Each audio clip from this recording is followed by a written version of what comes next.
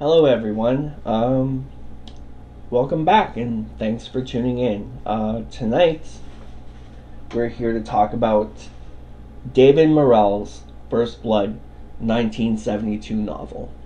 His debut, which is fascinating, without a doubt probably my favorite book of all time. And it's just great. So before we get started, I would like to point out a couple of things. I would like to address a couple of things. Firstly, I made a couple of mistakes in the last few episodes that I just wanted to clarify, and then we'll move on to a little trivia and some stories and the book.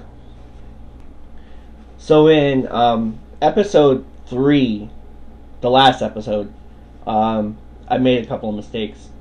I just wanted to point out that when I said that the film would evolve 10 years later, I meant to say 1982, even though I said 1986. I don't know why. I guess it's because I'm a little slow, and I have a lisp, and I was reading from paper, as you could probably tell. I was reading, so I'm stupid like that sometimes. So sorry. Moving on to the next thing I would like to address is the sound excerpts from the show. I had other plans originally. I wanted to do my own music for it. Like, I wanted to make my own remixes for it. Pretty much the same as the score, but a little bit different, and a little bit more tripped out. But unfortunately, I've been having a lot of trouble with my sound equipment, which has been going on forever. So I'm going to try to get that fixed up. So in the meantime, I've just been using stuff from things I bought. Like, I bought the DVD, so seeing how this is a review, I used a little part of that in there, and I think it's cool with the YouTube rules as long as it's a review. So I've been just using little parts of like the trailer from the DVD and from the soundtracks that I had purchased. However, if they do get taken down because of it, like I said in episode 1, there's no infringement on the copyright was intended. I just figured, I purchased, a ton of movies and, a ton of memorabilia and soundtracks in the past, and I just wanted to review them. And I see a lot of other people do them, and I don't really think there's any kind of problem with that. But anyway, if they do get removed, I will, just make a stream video instead of, just me talking with a black screen, and we can just make a video of me talking. Pretty much the same thing, just without music or sound. Sorry, sound clips. Yeah. I would also like to announce that a couple of people, well, a friend of mine the other day was asking me what I plan to do after RAMBOMANIA is finished, and I had a lot of thoughts about what I wanted to do, but I was just talking to my sister today, and she gave me a really good idea that spun off into an even better idea. So expect a little video in the next couple of days. Just to announce the announcement of what I think most definitely I will be doing after this series. Also, yeah, from episode 3, another mistake I made was in regards to David Morrell, when I said that he had expertise in executive protection, I said executive production. But I meant to say protection. So sorry about that. And I guess we can move on. I have a speech impediment. I'm not really proud of it, but I guess it gives me some charm and character. And yeah. So let's continue with a little bit of trivia, I guess. So the story goes that David Morrell was reading the poet Rimbaud when he was gearing up for First Blood, when he was working on the character, and his wife came home from the grocery store and gave him an apple, and he really liked the apple. He really thought it was quite tasty, and he said, "What kind of apple is this?" And she said that it was a Rambo apple. So as he would say, the penny dropped in his head, or the coin dropped in his head, and that's how the name came along. And in the book, he's only known as Rambo. There's no John J. It's just Rambo. Which is why I would assume, assume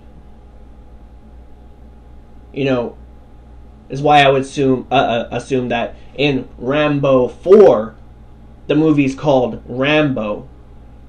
Because I remember hearing that Sly wanted the Rambo from Rambo 4 to be much more like the character from the First Blood 1972 novel, and that he said that, he found that he was discussing with David Morrell, and he found that the character in the original trilogy didn't grasp the concept of the character from the book exactly or enough, so he wanted to make the new Rambo as much like the old Rambo as possible. And there's some really good character dynamic there, because like the Rambo in the book, he hates himself because he's coming to terms with the fact that he's such an efficient killer. He went off to help his country, and what he learned was that he was such a killing machine, and he hated himself for it. So in the book, it really comes across that Rambo really hates himself for what he's done, and he knows there's no going back. He knows it's just a matter of time before the axe falls. And for those of you who've seen Rambo 4, it really comes across as he hates himself, and he's looking for a way out, pretty much. Just like a way to come clean, just to be redeemed, or a theme of redemption for what he's done, in the past. And there was another interview actually where they were saying, he can't come clean in that movie. In Rambo 4, he's like always in the water, like he's in the rain. He can't come clean. And I guess it's a dynamic with the missionaries, that Rambo's got to go out in Rambo fashion, in a blaze of glory. Well, in Rambo 4, I would say, he he wants to pay it forward. So he goes, to rescue the missionaries. Where in the book, it's a little bit different. Because, like, in the book, we meet him, and he's, pretty dirty. Through most of the book, he's pretty dirty. And, Rambo 4, he's just trying to wash away those sins. And I guess that's why he does eventually go to get the, agree with the missionaries, because he probably wants a pardon from God, just like the pardon from the President of the United States in Rambo First Blood Part 2. But we're gonna get to that. That's still a long way off, episode-wise at least.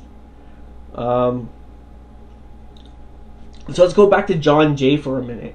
I made this weird discovery the other day, and I just kind of wanted to share it with you. About John Jay. And of course, if anybody knows different, please correct me on this, because it is a hunch.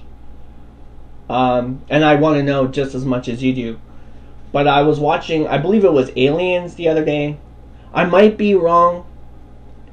It could be a Cosmodus thing, because I was watching Leviathan the same day, so I might be messed up a bit.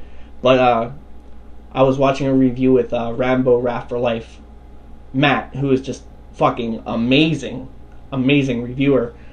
And I wanted to take him up on the Leviathan, because, in his intro he's got that awesome Peter Weller 6-pack pop your tops thing. And I fucking love that. And, I just wanted to take him up on it. So I might be getting these stories crossed, but I was watching Aliens the other day, and like I said, correct me if I'm wrong, and thank you, Matt, for introducing me to Leviathan, because that was fucking awesome. And I love Richard Crenna, as everybody does, because the man is just brilliant. But John Jay, there's a scene in Alien, I'm pretty sure it was Aliens and not Leviathan, but correct me if I'm wrong, but they refer to someone as John Jay. And I know James Cameron wrote a draft of First Blood Part 2, so I'm thinking that was James Cameron's contribute to the name and the character of Rambo. And I thought that was pretty cool, because I'm a big fan, and, I love that shit. So let's continue. But it is an assumption, so you know what assuming does. Yeah. So one last thing about the dynamics between the novel and Rambo 2008 is, this is the third time I'm reading it over, and after so many years, of course, and I keep on thinking about, lately anyways, that scene where Rambo's on the boat and Graham McTavish is like just fucking pushing him, and Rambo's just looking at him, and that look now is sneered into my head when I go back and read First Blood, because it's like I could see Rambo looking at everybody like that, It's pretty cool. It's a pretty cool thing. Anyway, on with the show.